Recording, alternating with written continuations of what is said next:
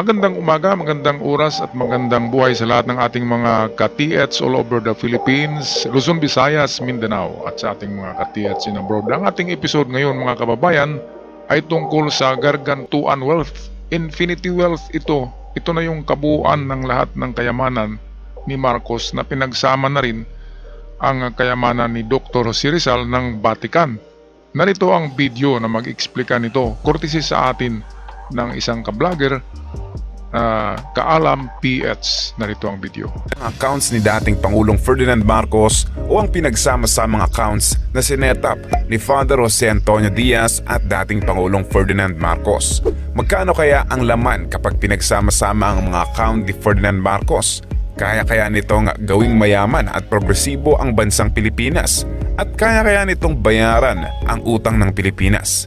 Ang mga accounts na sinetap ni dating Pangulong Ferdinand Marcos at Father Jose Antonio Diaz ay ang mga malalaking deposito ng mga ginto, platinum at mga mamahaling diamante. O yun nga ang traces ng mga iba't ibang kulay ng mga diamante at iba pang mga mamahaling bagay na nakalagay sa mga accounts na ito na nakalagay sa codename na TVM LSM 666. Sino nga ba itong si TVM LSM 666? Ito ang susi kapag mabuksan ang mga account na ito ni Ferdinand Marcos sa iba't ibang bangko sa buong mundo na tinatawag din nilang si Tiburcio Villamor Marcos na may alias na Kingfisher. Okay, so ito, umpisa tayo sa ating reaksyon dito. Sino nga ba itong si TVM LSM 666? Yan lang kasi ay isang acronym. Parang initials lang, TVM. Pero hindi yan pangalan ng tao. Yan ay code. At yung lumabas na Tiburcio Marcos TVM, Tiburcio Villamor Marcos, ay hindi yan talaga ang pangalan sa likod ng acronym na TVM.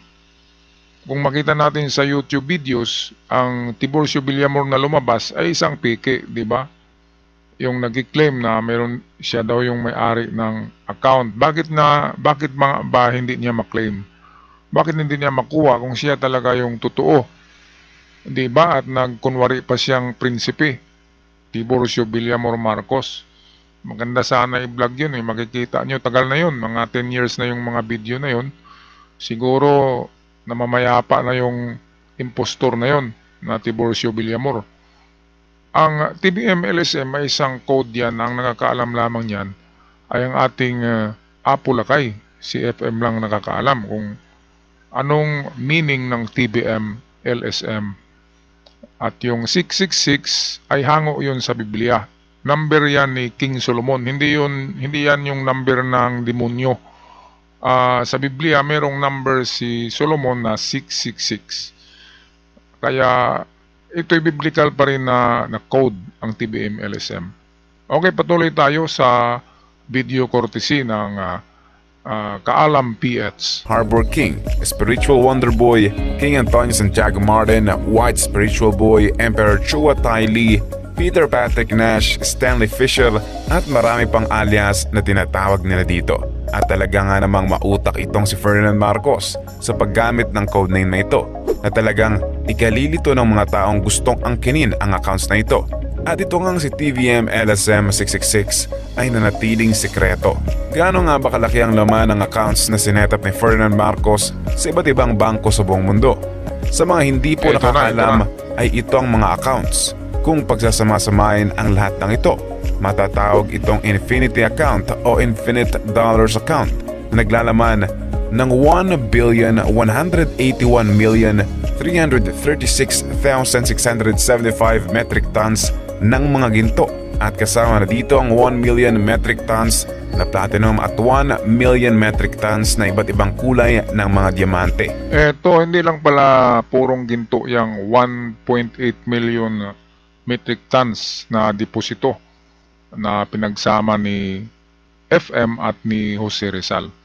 Dahil meron palang dyan halos 1 milyon na white metals, yung platinum, palladium at iba pang white metals. At kasama na rin dyan ang timbang ng mga tinatawag na itong gemstones or precious stones, kinabibilangan ng diamonds. Kaya hindi lahat ginto. Yun pala ang kaya pala ang dami, gargantuan eh. Hindi nabibilang infinity. Kasi lahat na ng precious element ay nariyan pala sa ano na yan.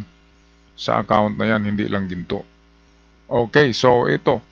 Ma-explain talaga dito. Kompleto to na research ni Kaalam PH. Magandang pagkagawa ng video. At meron talagang mga bilang.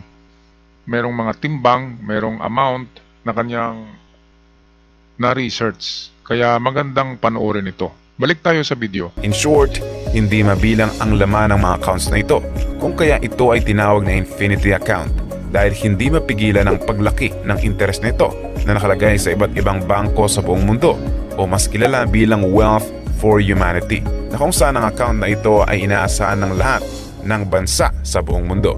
Hindi rin makapaghintay ang iba't ibang bansa upang mabuksan na ang account na ito upang mapangilabangan ng lahat, at ang pinaka-prioridad nito ay ang bansang Pilipinas o ang sambayan ng Pilipino.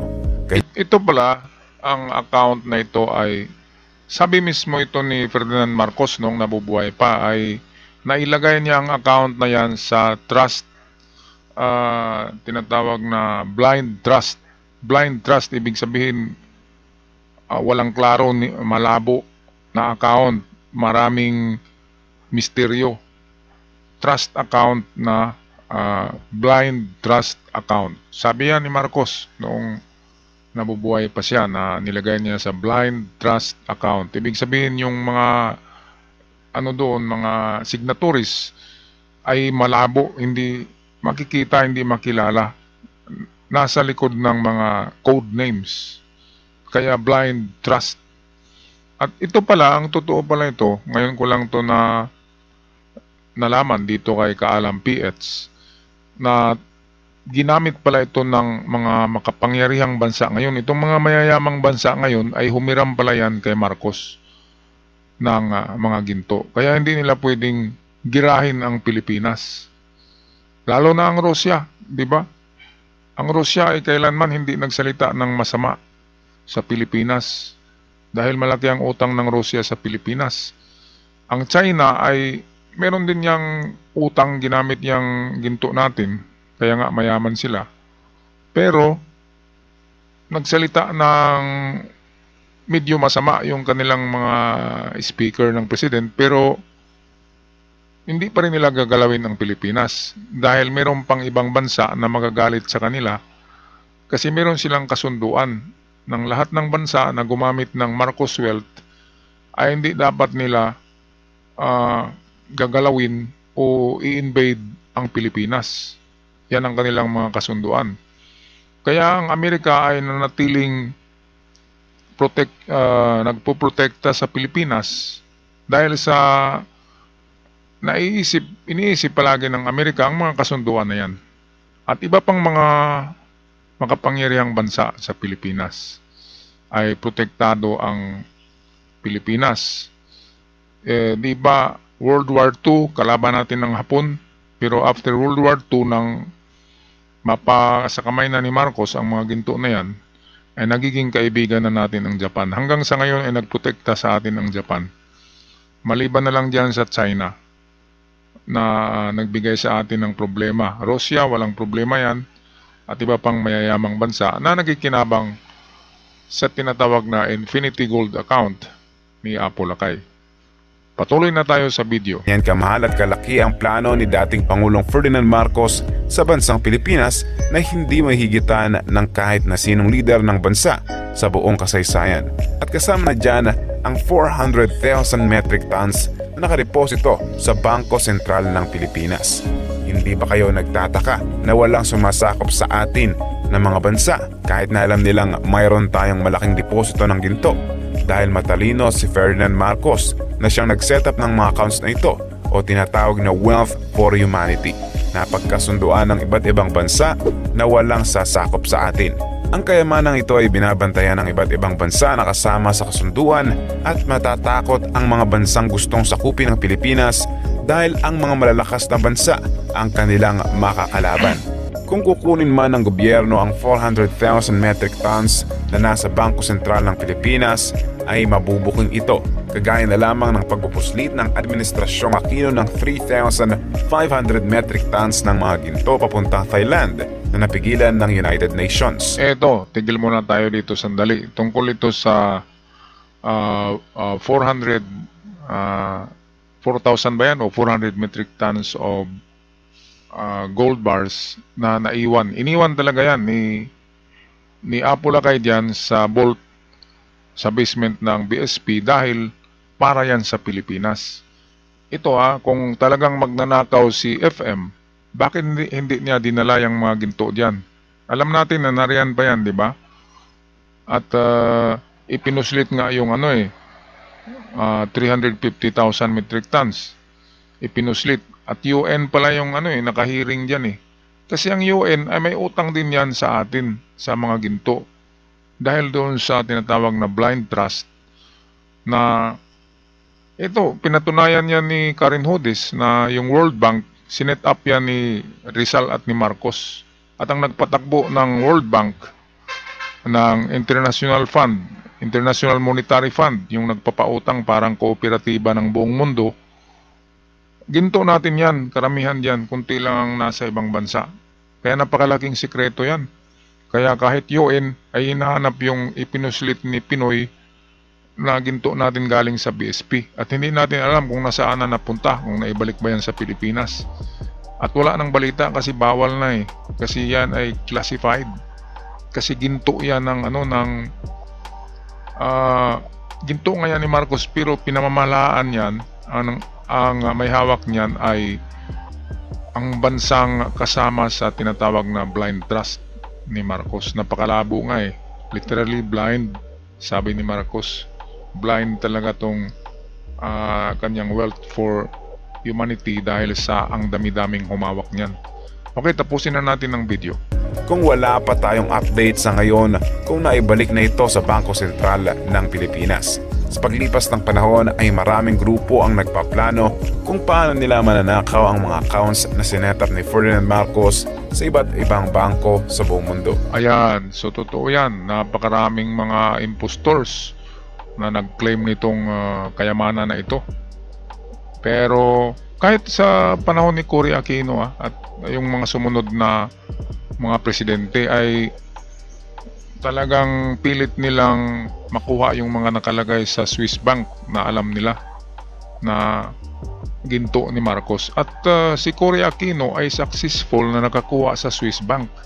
Dalawang account ni Marcos nakuha ng gobyerno ni Aquino dahil sa PCGG ni Aquino. Nakuha yung bilyones yun dollar yan $1 billion, dalawang account. Sabihin natin na $4 billion. Billion yan. Napakalaking pera yun. Pero ini-scam din yun ng Aquino administration. Sinabi nila na binigay daw nila sa agrarian reform sa mga farmers ang bilyones na pera na yun na nakuha kay Marcos. Pero ang totoo, siguro 1/4 lang ang napunta sa mga magsasaka at ang 3/4 ay napunta sa kanilang sariling bulsa. Kaya instant instant karma. Tingnan niyo ang nangyayari kay Chris Aquino, kay Pinoy, di ba? Hindi magaganda ang mga ending nila. Kasi nagnanakaw Imbis ang mga ginto na yun ay para sa Pilipino, ay napunta sa kanilang mga bulsa.